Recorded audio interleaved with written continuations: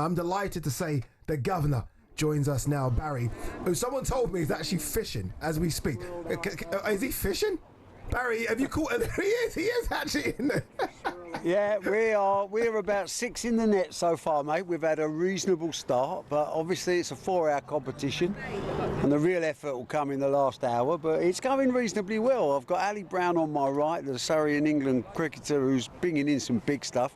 We've got Adam Duffy right at the end who could catch fish in a puddle. And Tony Bellew, who is limping for England with his Achilles injury. But Tony is always he turns up if he had one leg, he'd still be here. It's a fabulous day out. Barry, what fish are you catching? Gudgeon? We're catching some F1s at the moment. A small carp to you know, and we're actually planning ahead and feeding a swim for later.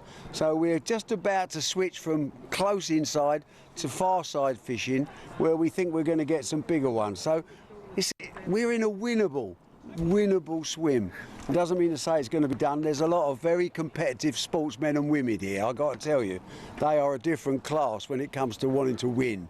So we're going to put up a good fight, as always. As always. Barry, AJ took to social media the other day, and I loved it. It was a small post about Matchroom and the work that you guys have been doing with him since his career turned over. He spoke about the future as well, and I think it was a really nice post that he put up. What is the future for Anthony Joshua? The future for Anthony Joshua is whatever Anthony Joshua wants. He's earned the right to decide exactly what he's going to do with his career. You know, he's not going to last forever. He's 37 years old. He's been a huge credit, and he's actually reinvented boxing almost on his own, I've got to tell you. We've had 12 years with him, and it's been, and I use this phrase sparingly because I've been in the game a long time. It's been an honour. It's been an absolute honour to represent AJ, and I think he'll have 2 or 3 more fights, I think, and then go off into the sunset. Yeah, and you're right. He deserves to do whatever he wants to do, Anthony Joshua, doesn't he? I mean, what he's done for British boxing has been incredible. And what he's done for himself, absolutely. And the benefit has been a mutual beneficial relationship for Matchroom. But Matchroom had the foresight. They grabbed him when he came out of the Olympics. Eddie and Barry grabbed him and helped shape his career. Yeah. And he was a catalyst for lots of changes. Eddie did the work. I would have rushed in and tried to get him straight away, but Eddie was really smart. He said he said to AJ, go out and see everybody. When you've seen every top promoter in the world, come back and tell me what you think.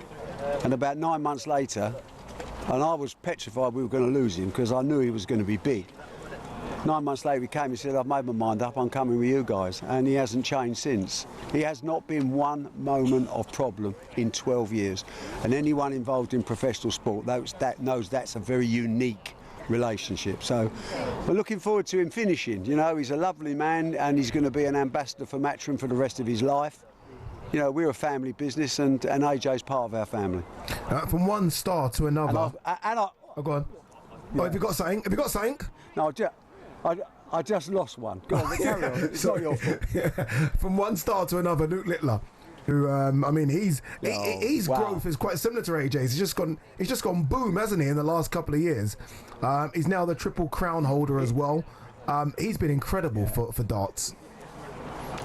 It's seldom you come across any sportsman that changes the face. We've talked about AJ. Luke Littler's had the same effect, but in a really, really short amount of time. He's inspired youngsters to take up the game. He's brought in a new audience, and now I have got one on. So this is the professionalism of a BH. Bazza carries on talking whilst catching. Luke Littler has changed the game. And that one's disappeared. Usually this would be followed by bad language, but I'm under control. Well done.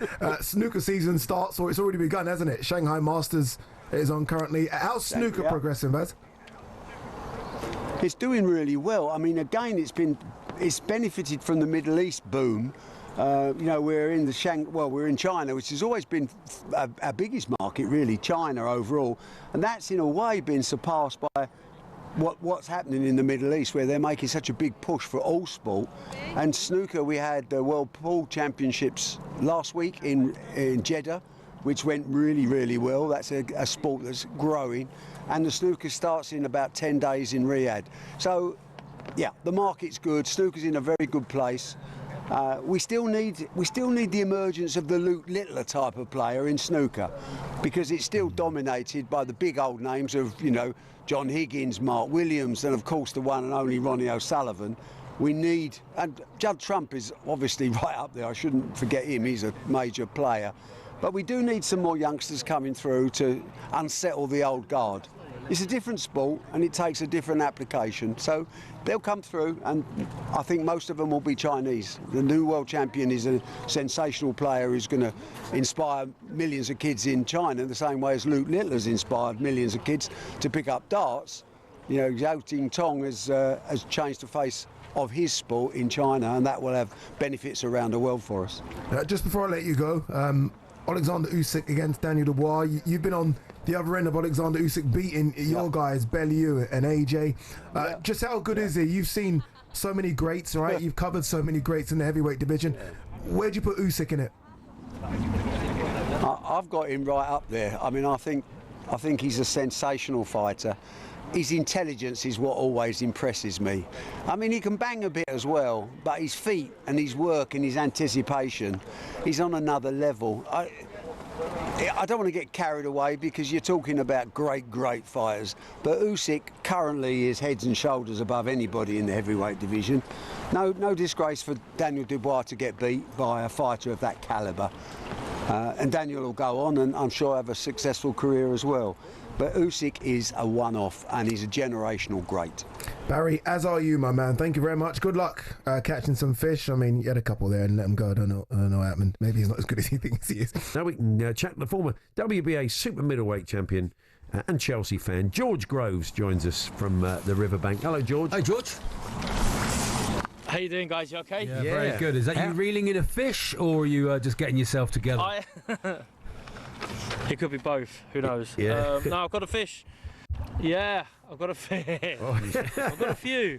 This might be one of the better. This might be. I can't hold it. Oh, you got to hold it. No, You've got to hold it, otherwise I'll you're not caught it. I'll show you the net. That's it. Look at that. Oh, do you reckon? Yeah. Big hard boxer. I can't hold the fish.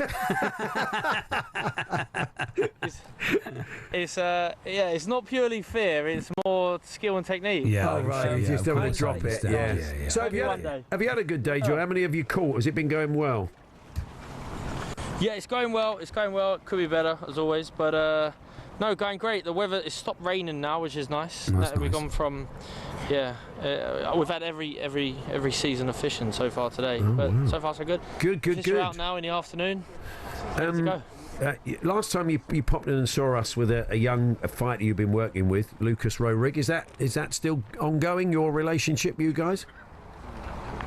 Yeah, we're doing really well. Lucas, he's now up to 5-0. So brilliant. You guys kindly had us on before his debut. Now in the space of like 6-7 months, he's 5-0, doing really well. Hopefully he's loving life as a newbie pro. But I'm really happy with him. He's progressing at a fantastic rate, getting some good performances. So yeah, exciting times for him. When's he in the ring again?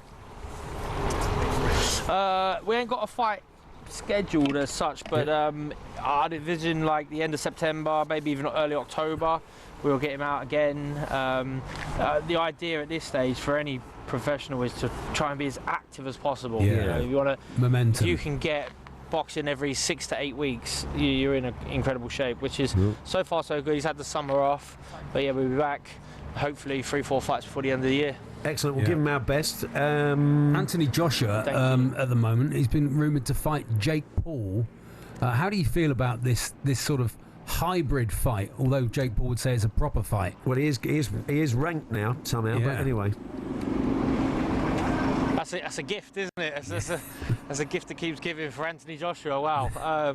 You imagine it will be a huge fight, a lot of money at stake, and zero risk. And as a fighter, at some point, definitely at Joshua's point of his career, you weigh up your risk reward. And considering there's zero risk fighting a Jake Paul, apart from embarrassment if something bizarre happens, with a lot of reward. So if he gets that fight, he's going to be buzzing. But that's not the fight I want to see for Anthony Joshua. To be honest. I'd like to see him.